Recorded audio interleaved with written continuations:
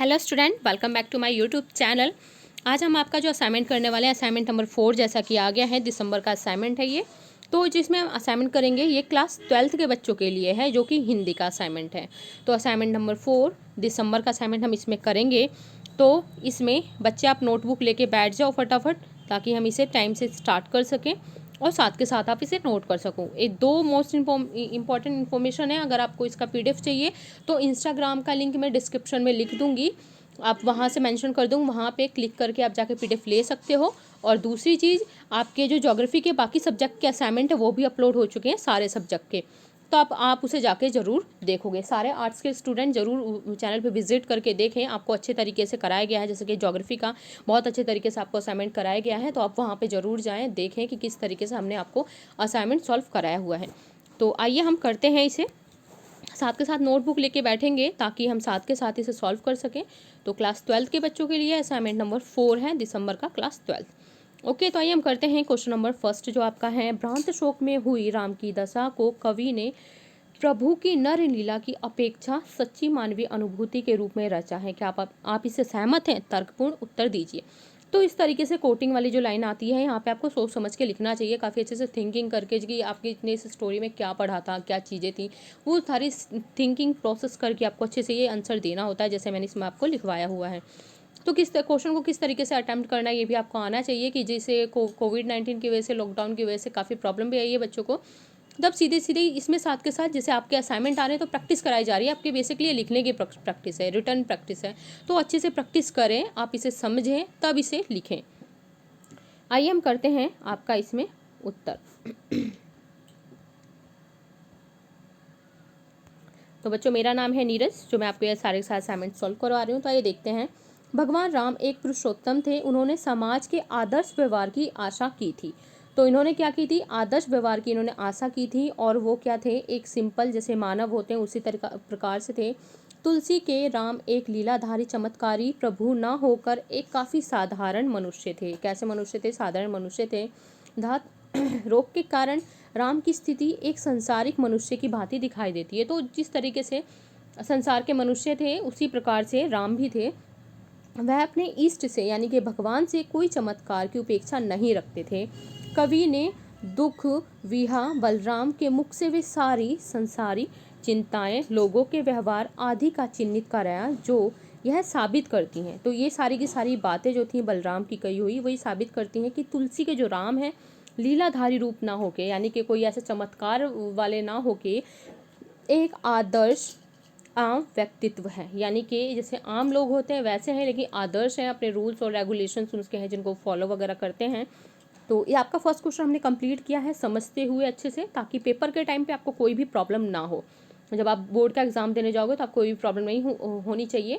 तो इसी प्रकार से जो बच्चे आप असाइनमेंट सॉल्व कर रहे हो, तो उसी के ही असाइनमेंट आप देखो जो आपको समझा रहे हैं। ये आपके लिए काफ़ी बेनिफिट होगा, क्योंकि समझने से हमारा क्या होता है, हमारे माइंड में चीज़ें जाती हैं, घूमती हैं, और ये अभी काम नहीं आएगी। जब आप बोर्ड एग्जाम देने बैठोगे, आंसर शीट में लिख रहे होगे, तब देखना आपको अपने टीचर की या कहीं भी जो आप यहाँ से यूट्यूब पे देख रहे हो, तो सारी की सारी बातें आपको वो याद होंगी, रिकॉल होंगी, आपके माइंड में सेट होंगी, और वहाँ पे लिखने में काफ़ी आपको हेल्प होगी। ओके, तो अब हम चलते हैं क्वेश्चन नंबर 2 की तरफ। तो आप ये देख सकते हो, प्रश्न नंबर 2 जो है, निम्नलिखित अपठित पद्यांश आपको दिया हुआ है, इसे पढ़ के नीचे दिए गए प्रश्नों के उत्तर देने हैं। कोई 4। तो इसमें देखो आपको पद्यांश दिया हुआ, मेघ आए बड़े बंठन के संवर के, आगे आगे नाचती गाती बयार चली, दरवाजे खिड़कियाँ खुलने लगी गली गली। तो आपको पूरा का पूरा ये दिया हुआ है, आप इसे रीड कर सकते हैं। तो इसको मैंने जो आपके 4 क्वेश्चन हैं वो मैंने कराए हैं, आप इसे बच्चे ज़रूर रीड करोगे। तो इसमें देखो, इसमें क्या है, पाहुन किसे कहा गया और क्यों कहा गया है। तो पाहुन इसमें हम देखेंगे किसको कहा गया है। तो उत्तर नंबर, जैसे मैंने क लिखा हुआ है तो इसमें मैंने आंसर्स लिखे हुए हैं, तो क्वेश्चन यहाँ से नोट करोगे, उत्तर आपका ये है। ठीक है, तो इसमें आप ढूंढ सकते हो पाहुन किसे कहा गया है, इसमें दिया हो गया होगा।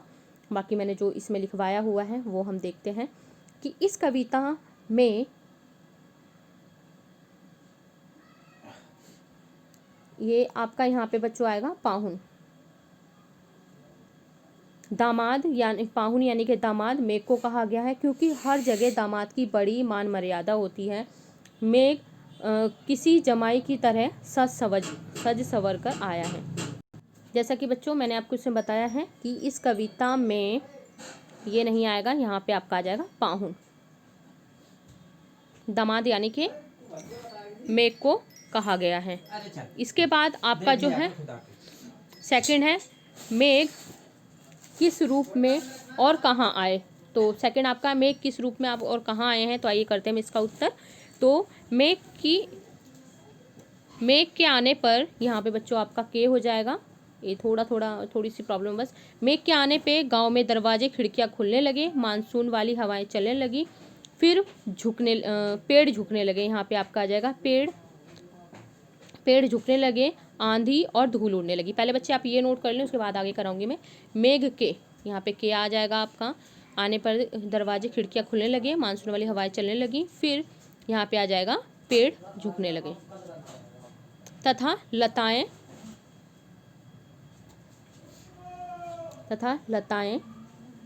दीवारों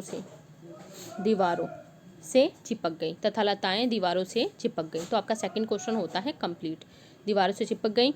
उसके बाद है बूढ़ा पीपल, मेघ के आने पे गांव में क्या क्या परिवर्तन हुए हैं, तो आइए हम करते हैं।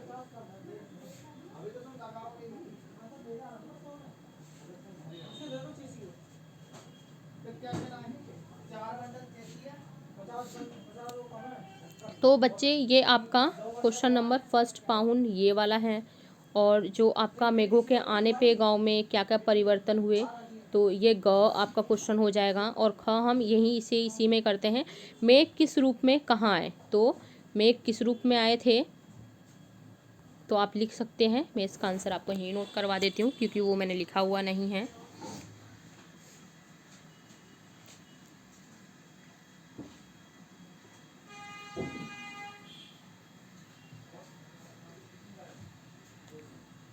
तो मेघ पाहुन यानी कि दामाद के रूप में, और कहाँ आए, गांव में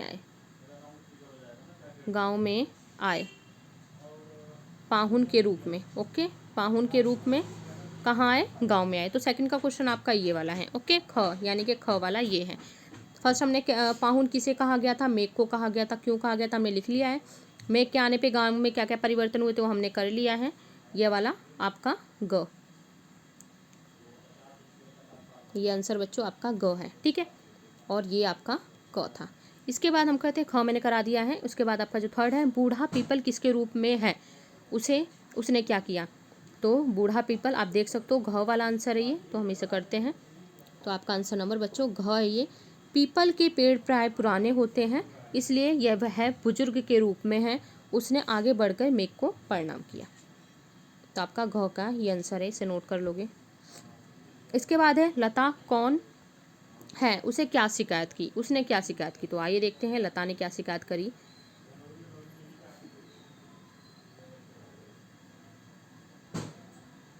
तो आपका ही ये ड डमरू ड़। तो ड़ है बच्चों ये। लता दामाद रूपी मेघ की साली है, जो शिकायत करती है कि इस दामाद ने बहुत दिनों के बाद उसकी सूध ली है। ओके, तो ड इसे नोट करें आप जल्दी से। क्वेश्चन नोट कर सकते हैं, इसको नोट कर सकते हैं। क्वेश्चन के लिए आप एक लाइन की जगह छोड़ सकते हैं, बाद में नोट कर सकते हैं। पहले आप आंसर भी लिख सकते हो, या आप डायरेक्ट आंसर भी कर सकते हो। ओके, अब चलते हैं क्वेश्चन नंबर थर्ड की तरफ, जो आपके स्क्रीन पे ये है कि जन्मजात धंधे में लगे हुए लोग कार्यकुशल क्यों नहीं बन पाते।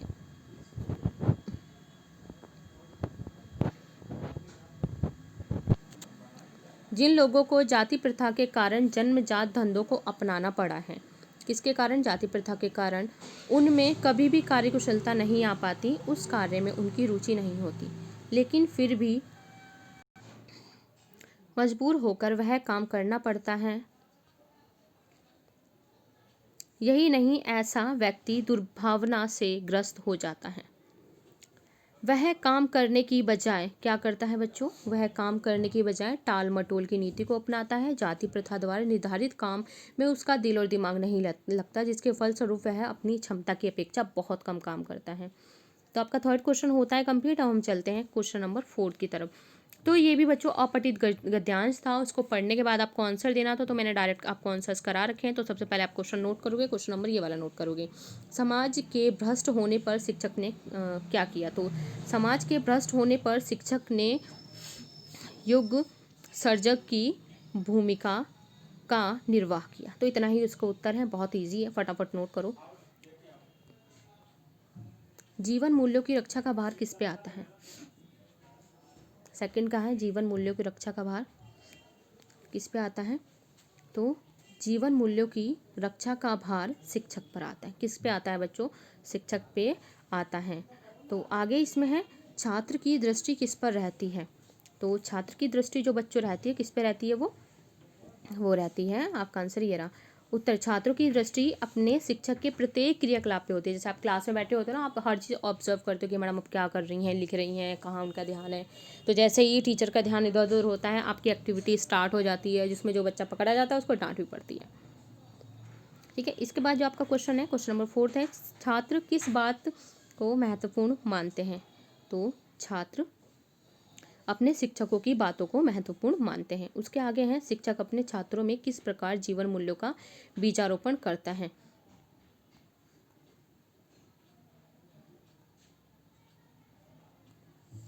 इसके बाद है किस प्रकार बीजारोपण करता है? जस्ट अ सेकंड, इसमें हम करेंगे महत्वपूर्ण मानते हैं। अब आपको क्लियर दिखेगा। और बीजारोपण करना चाहिए, किस प्रकार करना चाहिए? शिक्षक अपने छात्रों को छोटी छोटी नीति परक कथाएं सुनाकर उनमें जीवन मूल्यों का बीजारोपण करना चाहिए, क्योंकि छोटी छोटी नीति जो कथाएं होती हैं वो काफ़ी हेल्पफुल होती हैं। जैसे आपने नैतिक शिक्षा की जो किताब होगी बचपन में आपने पढ़ी होगी, उसी प्रकार से जीवन मूल्यों के संस्थापन का उत्तम काल कौन सा है? तो देखेंगे तो जीवन मूल्यों का संस्थापन का उत्तम काल बच्चों वही है प्राथमिक स्तर पे, क्योंकि प्राथमिक स्तर पे बच्चों को, छोटे छोटे बच्चों को अच्छी अच्छी बातें बताई जाती हैं, नैतिक की जो कथाएं हैं वो सुनाई जाती हैं। तो छात्रों का चित्र जो हो यहाँ पे चित्त होता है, यानी कि उनका मन जो है वो कैसा होता है? निर्मल होता है। यही काल छात्रों के जीवन मूल्यों के संस्थापन का उत्तम काल है। ओके, अब आज की जो आपकी आज का असाइनमेंट है, इसका लास्ट क्वेश्चन है, क्वेश्चन नंबर 5। आइए हम देखते हैं इसको। तो जाति प्रथा को श्रम विभाजन का ही रूप न मानने के पीछे अंबेडकर के क्या तर्क थे?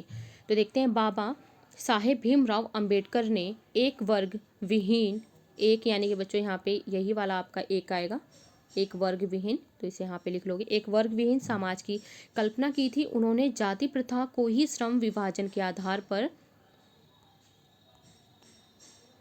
बनाने का खुल के विरोध किया था। उनके हिसाब से ऐसा करने पर श्रम विभाजन के साथ साथ श्रमिक बंटवारा भी हो जाता है, जो अनुचित है। उन्होंने दूसरा तर्क देकर यह कहा कि ऐसे श्रम विभाजन से लोगों में अपने कार्य के प्रति उदासीनता का भाव आता है। क्या होता है? अपने कार्य के प्रति किसका भाव आता है? उदासीनता का भाव आता है, क्योंकि यह उनकी इच्छा का काम नहीं होता। तीसरे तर्क में उन्होंने यह कहा कि वह अपनी जाति विशेष पर थोपे गए कार्य के कारण दूसरी जातियों की तुलना में पीछे हो जाते हैं, हीन भावना से पीड़ित हो जाते हैं, क्योंकि उन्हें जाति प्रथा पर आधारित ऐसे कार्य करना पड़ता है जो समाज की नज़रों में नीति दृष्टि से देखे जाते हैं। एक अन्य तर्क देते हुए भी उन्होंने कहा कि इस तरह जाति प्रथा पर आधारित प्रथा पर आधारित काम में मानव अपनी कार्य क्षमता की योग्यता आदि का अधिकतम उपयोग नहीं कर पाते हैं। तो आज के असाइनमेंट का बच्चों ये लास्ट आपका क्वेश्चन था। आई होप आपको ये असाइनमेंट अच्छा लगा होगा। तो काफ़ी मैंने आपको इसे रिटर्न फॉर्म में आपको दिया है ताकि कोई भी प्रॉब्लम ना हो। और आप हमारे चैनल पे जो बाकी सब्जेक्ट के असाइनमेंट्स हैं, ज्योग्राफी, पोल साइंस, इंग्लिश का और भी बाकी अदर जो असाइनमेंट्स हैं वो जाके आप देख सकते हो। चैनल पे विजिट करके सारे के सारे अपलोडेड वहाँ पे हैं। अगर आपका कोई बहन भाई जो भी है 10th क्लास के, तो 10th क्लास के असाइनमेंट भी अपलोड कराए गए हैं। इसी तरीके से अच्छे तरीके से समझा के आपको सारे असाइनमेंट कराए गए हैं, ताकि आपके माइंड में एक सेटअप बैठ जाए। जब आप बोर्ड का एग्ज़ाम देने जाओ तो यही बातें आपके दिमाग में वहीं रिकॉल होंगी और आपको काफ़ी हेल्प देंगी वहाँ पे ये सब चीज़ें समझने के लिए। तो मिलेंगे नेक्स्ट वीडियो में नेक्स्ट असाइनमेंट के साथ। तब तक के लिए goodbye, take care and thank you so much for watching my video.